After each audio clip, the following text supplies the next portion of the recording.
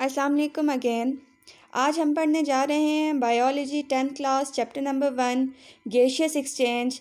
Topic is the disorders of the respiratory system और respiratory disorders. ठीक है, इससे पहले हमने गैसियस एक्सचेंज के बारे में पढ़ा कि वो क्या होता है। फिर हमने डिफरेंट ऑर्गेनिज्म में गैसियस एक्सचेंज के बारे में पढ़ा, जैसे प्लांट्स में गैसियस एक्सचेंज किस तरह से होती है, ह्यूमंस में गैसियस एक्सचेंज किस तरह से होती है। आज हम पढ़ेंगे कि रिस्पायरेटरी सिस्टम, हमने जो ह्यूमंस में गैसियस एक्सचेंज का सारा प्रोसेस पढ़ा था, सारे पार्ट्स फ्लो, अगर हम बताएं कि एयर पैसेजवे जो हमने पढ़ा था उसमें हमने डिफरेंट पार्ट्स के बारे में पढ़ा था। ठीक है ना। अब उन सारे पार्ट्स में डिसऑर्डर का पहले मैं आपको बता दूं कि डिसऑर्डर बेसिकली होता क्या है। डिसऑर्डर जो है वो 2 वर्ड से अराइज हुआ है। डिस का मतलब होता है अन, ठीक है, डिस का मतलब होता है अन, और ऑर्डर का मतलब होता है फंक्शन। ठीक है, जब डिसऑर्डर आ जाता है तो इसका मतलब होता है अनफंक्शनिंग या फंक्शनलेस। मींस के अगर डिसऑर्डर ऑफ रिस्पायरेटरी सिस्टम है तो रिस्पायरेटरी सिस्टम के अंदर कोई पार्ट या कोई भी हिस्सा जो है बॉडी का वो क्या हो गया, फंक्शनलेस हो गया या अनफंक्शनिंग, मतलब उसने अपना फंक्शन परफॉर्म करना छोड़ दिया। ठीक है, डिसऑर्डर ऑफ रिस्पायरेटरी सिस्टम। जब किसी भी वर्ड के साथ डिसऑर्डर का मतलब आएगा तो डिसऑर्डर का मतलब ये है कि अनफंक्शनिंग मीन्स किसी चीज़ ने अपना फंक्शन परफॉर्म करना छोड़ दिया है।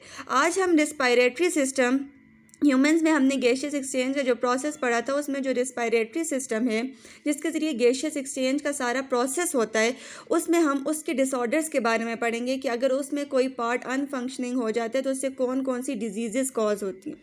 ठीक है, सबसे फर्स्ट वन हम डिजीज़ पढ़ते हैं ब्रोंकाइटिस के बारे में कि ब्रोंकाइटिस क्या होता है, व्हाट इज़ द ब्रोंकाइटिस। अब हमने एयर पैसेजवे में पढ़ा कि लंग्स जो हैं जहाँ से गैसियस एक्सचेंज का सारा प्रोसेस होता है। अब ब्रोंकाइटिस, अब हमने कहा सबसे पहले कि एयर जो है वो नोज से इंटर होती हुई फेरिंग्स में जाती है और फेरिंग्स के बाद लेरिंग्स में और लेरिंग्स से ट्रेकिया में। अब ट्रेकिया लंग्स के अंदर ओपन हो रहे हैं। ठीक है, लंग्स के अंदर ओपन हो रही हैं और ट्रेकिया डिवाइड कर रहे हैं इनटू ब्रोंकाए में। ब्रोंकाया जो है वो एयर पैसेजवे में एक पार्ट जो हमने पढ़ा था, जो कि ट्रेकिया जो है फर्दर इनटू डिवाइड हो जाता है इनटू 2 ब्रोंकाए एंड देन ब्रोंक्यूल्स में। ठीक है, अब जब इन्फ्लेमेशन हम कहते हैं डैमेजिंग को, ठीक है, स्वेलिंग को इन्फ्लेमेशन कहा जाता है। अब जब ब्रोंकाई के अंदर जो है वो स्वेलिंग या डैमेजिंग कॉज हो जाती है तो उस सूरत में जो डिजीज़ कॉज होती है उसे ब्रोंकाइटिस कहा जाता है। अब ये जो डैमेजिंग है ये किस तरह से कॉज होती है। ब्रोंकाई के अंदर हमारे पास म्यूकस प्रेजेंट होता है। ठीक है, अब वो जो म्यूकस होता है जब ये डिजीज़ होती है तो वो जो म्यूकस होता है वो एक्सेस अमाउंट में सक्रिएट होना शुरू हो जाता है। ठीक है, म्यूकस जो है वो एक्सेस स्लिमी से एक लिक्विड होता है जो एक्सेस अमाउंट में वो ब्रोंकाई के अंदर जो है वो क्या होता है, सक्रिएट होने शुरू हो जाता है, जिसकी वजह से एयर पास होने के लिए स्पेस जो है वो कम से कम होती जाती है। उस सूरत में एक डिज़ीज़ कॉज होती है जिसे ब्रोंकाइटिस कहा जाता है। ठीक है, मोस्टली जो ब्रोंकाइटिस है वो मोस्टली जो है वो विंटर में, आप कह सकते हैं सीजनल अगर हम कहें तो विंटर में ज़्यादा देखने में आई है। ठीक है, इसके अलावा इसके अलावा अगर ब्रोंकाइटिस के हम इफ़ेक्ट्स की बात करें, कॉजेज़ की बात करें कि ब्रोंकाइटिस जो है वो बेसिकली क्यों होती है ब्रोंकाइटिस, इसका जो कॉमन जो मेन कॉज है वो है स्मोकिंग। मीन्स जो लोग स्मोकिंग करते हैं ना उसकी वजह से उनके जो ब्रोंकाई हैं वो नैरो हो जाते हैं और वो स्लिम कॉज करने से वो क्या होता है, एक स्लिमी लिक्विड कॉज करने शुरू हो जाते हैं जैसे म्यूकस कहते हैं ब्रोंकाई के अंदर। तो उनका जो एयर पैसेज वे है वो नैरो से नैरो होता जाता है, जिस मोस्टली स्मोकिंग जो लोग कर रहे होते हैं उनके अंदर ये डिज़ीज़ कॉमन होती है। इसके अलावा फर्दर जो है बैक्टीरियल और वायरल इन्फेक्शन भी इसको कॉज कर सकते हैं, लेकिन उसमें उस सूरत में ये बहुत कम है। ज़्यादातर स्मोकिंग की वजह से जो ब्रोंकाइटिस है वो जो ये डिज़ीज़ जो है स्मोकिंग की वजह से कॉज होती है। अब ये आप डायग्राम में देखें, ये नॉर्मल ब्रोंकाई है। ठीक है, ये जो है ये नॉर्मल ब्रोंकाई है और ये जो है ये अफेक्टेड, मतलब ब्रोंकाइटिस अगर हम बात करेंगे उस सूरत में। अब अगर देखें हम ब्रोंकाइटिस की बात करें तो ब्रोंकाइटिस में भी हमारे पास 2 डिजीज़ होती हैं, इसके 2 टाइप्स होती हैं। ठीक है, एक को एक्यूट ब्रोंकाइटिस कहा जाता है और एक को क्रोनिक ब्रोंकाइटिस कहा जाता है। एक्यूट ब्रोंकाइटिस जो होती है वो सडनली तौर पे क्योर हो जाती है विद इन 1 वीक और विद इन 2 वीक। उसके लिए इतनी कोई ख़ास मेडिसिनल चीज़ मीन्स ये कोई प्रोलॉन्ग डिजीज़ नहीं है। ठीक है, क्रोनिक की अगर हम बात करें क्रोनिक ब्रोंकाइटिस की, तो ये एक सीवियर डिजीज़ है जिसको ठीक होने में आप कह सकते हैं 6 मंथ से लेके 2 साल तक भी लग जाते हैं। ठीक है, 2 ईयर्स तक, 6 मंथ टू 2 ईयर्स इसकी ट्रीटमेंट में लग जाते हैं। ब्रोंकाइटिस की 2 मेन टाइप्स है। ठीक है, अगर हम लोग इसके सिम्टम्स की बात करें ब्रोंकाइटिस में, तो सिम्टम्स में कफिंग होती है, ठीक है, स्नीजिंग होती है, फैटीग होती है, थकावट महसूस होती है हर वक्त, कफिंग होती है मतलब खांसी वगैरह। इसके अलावा आपको सांस लेने में जो है वो मसला होता है, क्योंकि ज़ाहिर सी बात है एयर पैसेज वे ही नैरो होता जाता है, तो सांस लेने में आपको मसला होता है। ठीक है, इसके अलावा ब्लड प्रेशर का इशू रहता है।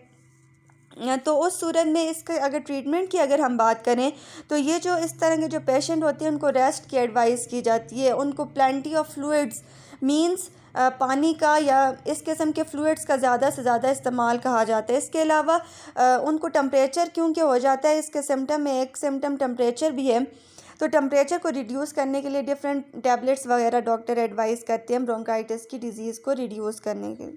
ठीक है, एक डिज़ीज़ तो रिस्पायरेटरी डिसऑर्डर में एक डिज़ीज़ हमारे पास आ गई ब्रोंकाइटिस। ब्रोंकाइटिस में एक पार्ट होता है जिसे ब्रोंकाई कहते हैं। ब्रोंकाई के अंदर म्यूकस की सेक्रीशन बहुत ज़्यादा हो जाती है, जिसके रिज़ल्ट में क्या होता है कि जो ब्रोंकाई होते हैं, जो ट्रेकिया जिस तरह से ब्रोंकाई में ओपन हो रहा है, तो ब्रोंकाई जो होती हैं वो बहुत नैरो हो जाती हैं, एयर पैसेज वे क्लियरली नहीं होता, जिसके रिज़ल्ट में ये डिज़ीज़ होती है। ठीक है, नेक्स्ट अगर हम डिसऑर्डर की बात करें, रेस्पिरेटरी डिसऑर्डर की, तो वो नमूनिया है। ठीक है, कॉमन डिजीज़ है नमूनिया की। अगर हम बात करें तो नमूनिया जो है वो अगर एक ही लंग, अगर हमारे लंग्स की डिज़ीज़ है ना, ठीक है, लंग्स जहाँ से बेसिकली गैसियस एक्सचेंज का जो प्रोसेस है वो होता है, अगर कोई एक लंग, हमारी बॉडी के अंदर 2 लंग्स प्रेजेंट होती हैं, ठीक है, अगर कोई एक लंग अफेक्टेड हो तो उसे सिंगल नमूनिया कहा जाता है। ठीक है, और अगर दोनों के दोनों लंग्स अफेक्टेड हों तो उसे डबल नमूनिया कहा जाता है। ठीक है, अच्छा, अब ये वाली जो नमूनिया की ये डिज़ीज़ है, ये होती बेसिकली अगर हम बात करें ये नमूनिया की ये जो डिज़ीज़ है ये क्यों होती है। ये जो डिज़ीज़ है ये बेसिकली एक स्पेसिफिक टाइप ऑफ बैक्टीरिया की वजह से होती है, जिसे स्ट्रेप्टोकोकस नमूनिया कहा जाता है। ठीक है, उस बैक्टीरिया का क्या नाम है जिसकी वजह से ये डिज़ीज़ होती है, स्ट्रेप्टोकोकस नमूनिया। आप एस नमूनिया भी, कैपिटल S डॉट नमूनिया भी लिख सकते हैं। जिस वक्त वो बैक्टीरिया बॉडी के अंदर आता है तो वो लंग्स को अफेक्ट करता है, लंग्स को डैमेज करता है, जिसके रिज़ल्ट में ये डिज़ीज़ कॉज होती है, जिसे नमूनिया कहा जाता है। ठीक है, नमूनिया की अगर हम लोग सिम्टम्स की बात करें तो इसमें हमारे पास एक अगर हम लोग पार्ट्स की बात करें तो जो स्ट्रक्चरल और फंक्शनल यूनिट होता है ना एयर पैसेज वे का या लंग्स का, तो उसे अल्वुलाई कहा जाता है, जो बंचेस की फॉर्म में होता है। उन अल्वुलाई में लंग्स के अंदर इन्फेक्शन कॉज हो जाता है। सिम्टम्स की अगर हम बात करें तो इसके सिम्टम में फ़ीवर आ जाता है, आपको बुखार महसूस होता है, ब्लूइश स्किन, आपकी स्किन जो है वो ब्लू हो जाती है। ठीक है, डिफ़िकल्टी इन ब्रीथिंग मींस आप सांस लेने में आपको दुश्वारी महसूस होती है, मुश्किल महसूस होती है। इंक्रीज़ पल्स, आपका पल्स रेट इंक्रीज़ हो जाता है। ठीक है, म्यूकस कफ, आपको बलगम वाली खांसी आती है। और मेंटल कन्फ्यूजन मींस आप मेंटली डिस्टर्ब रहते हैं। ठीक है, नमूनिया की अगर हम ट्रीटमेंट की बात करें तो इसमें डॉक्टर्स जो हैं वो डिफरेंट किस्म की एंटीबायोटिक्स देते हैं और डिफरेंट किस्म के हेल्थ प्रिकॉशंस वगैरह देते हैं, ताकि इस डिज़ीज़ से ज़्यादा रोका जा सके। और नमूनिया की अगर हम बात करें तो इसमें भी स्मोकिंग, जो लोग स्मोकिंग करते हैं उनको ये डिज़ीज़ होने के ज़्यादा चांसेस होते हैं। ठीक है, और बच्चों में अगर जो नमूनिया के जो पेशेंट्स होते हैं तो उनमें अक्सर जो है रिसर्च के मुताबिक जेनेटिकली जिनके पेरेंट्स या ग्रैंड पेरेंट्स जो हैं वो अगर स्मोकिंग करते हैं तो उनके बच्चों को ज़्यादातर नमूनिया होने के चांसेस होते हैं। ठीक है, तो इस डिज़ीज़ में भी जो है वो ज़्यादा से ज़्यादा डॉक्टर प्लेंटी ऑफ वाटर आपको लेने को कहते हैं। इसके अलावा डिफरेंट किस्म की मेडिसिन, जैसे कि एमोक्सिलिन, हमारे पास एक मेडिसिन है जिसके रिज़ल्ट में नमूनिया का ट्रीटमेंट किया जाता है। ठीक है। अब ये देखेंगे नमूनिया occurs when bacteria most common Streptococcus नमूनिया, ठीक है, ये उस बैक्टीरिया का नाम है। ये जो है मोस्टली जो है नमूनिया की डिजीज़ कॉज करता है। ये अल्वेलाई को डिस्टर्ब करता है, लंग्स के अंदर जो होते हैं इन्फेक्ट कर देते हैं, ठीक है। नमूनिया के बाद अगर हम बात करें कि नमूनिया के बाद हमारे पास एक और रेस्पिरेटरी और डिसऑर्डर है जिसे एम्फिसीमा कहा जाता है, ठीक है। एम्फिसीमा की अगर हम बात करें तो ये जो है ये एक सीरियस रेस्पिरेटरी डिसऑर्डर है। ये एक सीरियस रेस्पिरेटरी डिसऑर्डर किस तरह इसके अंदर क्या होता है इस डिज़ीज़ के अंदर। अब मैंने आपसे कहा कि ट्रेकिया ओपन हुए ब्रोंकाई में, ब्रोंकाई ओपन हुए into bronchioles and bronchioles open हुए इनटू अल्वेलाई में। अल्वेलाई बंचेस होती हैं जो कि स्ट्रक्चरल और functional unit of the lungs है, ठीक है। इसके ज़रिए सारे का सारा गैसियस एक्सचेंज का प्रोसेस होता है। इसके अंदर ब्लड कैपिलरीज प्रेजेंट होती हैं। अब जब ये अल्वेलाई की जो वॉल्स हैं ना ये डिस्ट्रक्ट होने शुरू हो जाती हैं, ये तोड़ फोड़ का शिकार हो जाती हैं, तो उसके रिज़ल्ट में जो डिज़ीज़ होती है उसे एम्फिसीमा कहा जाता है, ठीक है। अब एम्फिसीमा जिस वक्त किसी भी इंसान को हो जाती है तो उसके रिज़ल्ट में उसके क्या क्या सिम्टम्स होते हैं।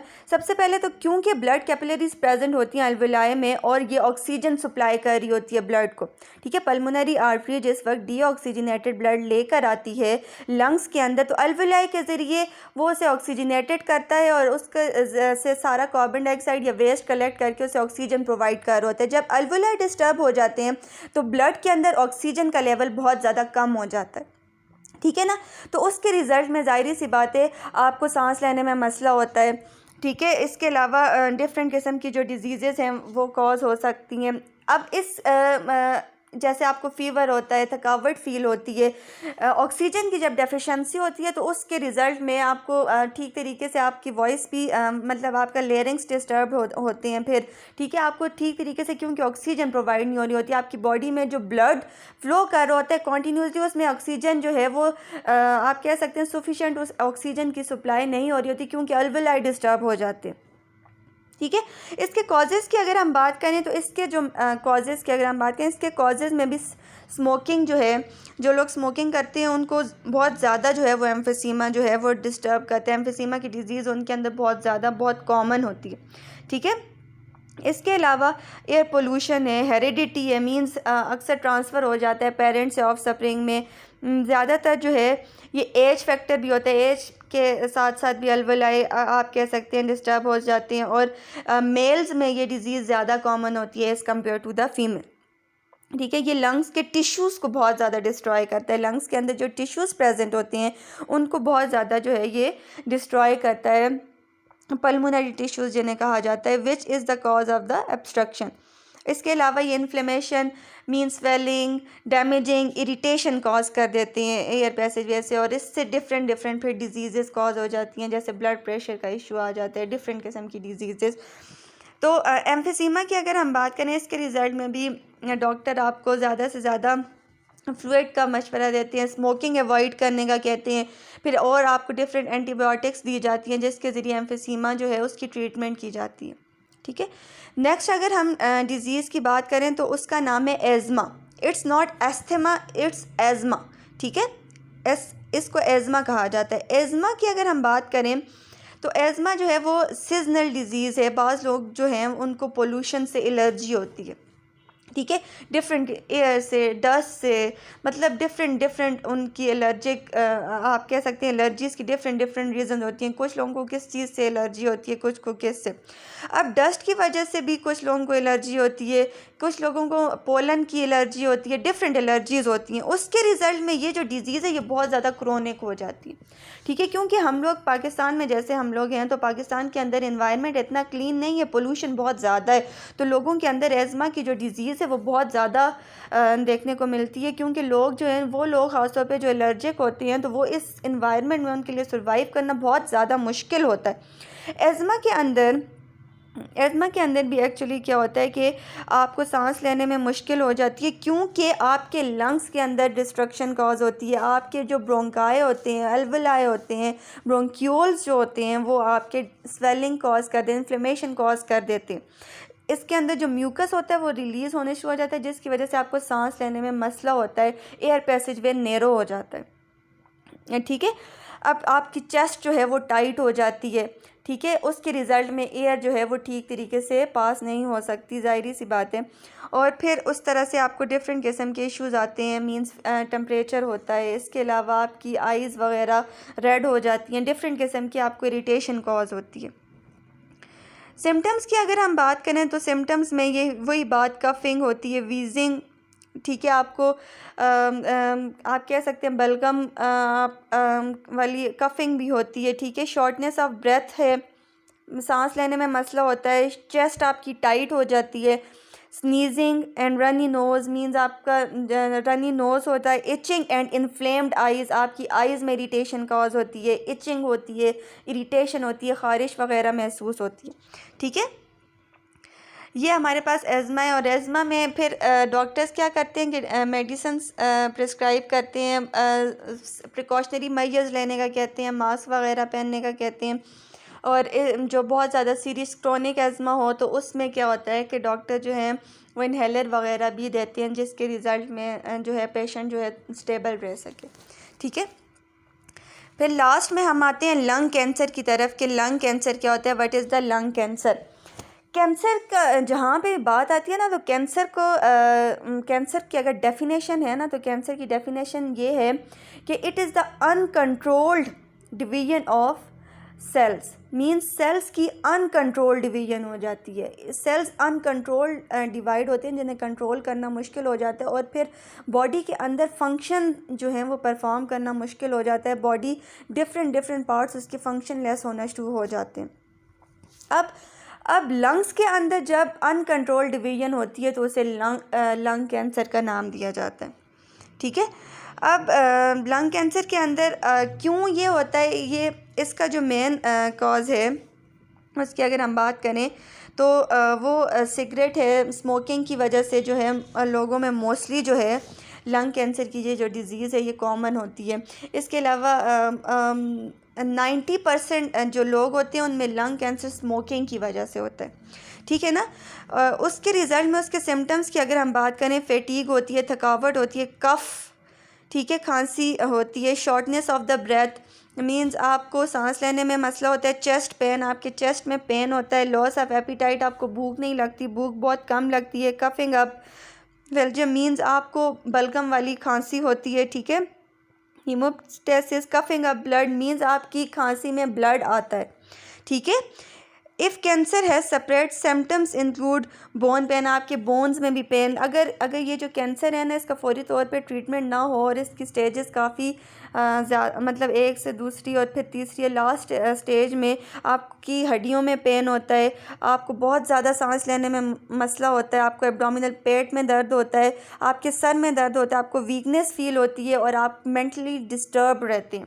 ये चीज़ें जो होती हैं ये सिम्टम्स होते हैं। इसके ट्रीटमेंट की अगर हम बात करें तो ट्रीटमेंट जो है स्टेजेस पे डिपेंड करता है, मींस अगर आप इनिशियली स्टेज पे अगर पता चल जाता है तो इसको सर्जरी के लिए इसको डिफरेंट मतलब डॉक्टर्स इसकी डिफरेंट ट्रीटमेंट्स हो करते हैं, लेकिन डिफरेंट स्टेजेस में अगर पता चल जाए तो उसकी पे डिफरेंट ट्रीटमेंट्स होती हैं। सर्जरी जैसे अगर हम बात करें रेडिएशंस होती हैं, कीमोथेरेपी होती है, टारगेट थेरेपी होती है। लंग कैंसर जो है वो डिफरेंट थेरेपीज़ के ज़रिए जो है उसको ट्रीट करने की कोशिश की जाती है।